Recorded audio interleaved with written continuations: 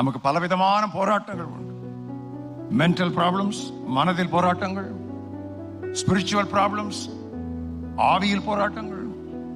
Physical problems, உடலில் போராட்டங்கள். Social problems, சமூகத்தில் போராட்டங்கள். மனதில் போராட்டங்கள் கேட்கவே வேண்டாம். ஏகப்பட்ட போராட்டங்கள் நமக்கு இருந்து கொண்டே இருக்கின்றன. ஆனால் மனப்போராட்டம் மன தொய்வுக்குள் போய்விடாதபடி, mental worries should not sink you in mental depression.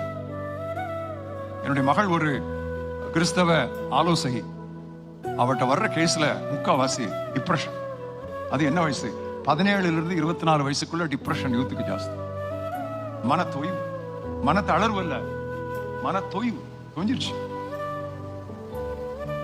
அதனால தான் பைபிள்ல சொல்லி இருக்குது, நீங்கள் ஒன்றுக்கும் கவலைப்படாமல், கர்சனைப்படாமல் இல்ல, கவலைப்படாமல் எல்லாவற்றையும் குறித்து துதியோடும் ஜெபத்தோடு தேவனுக்கு தெரியப்படுத்துங்கள்.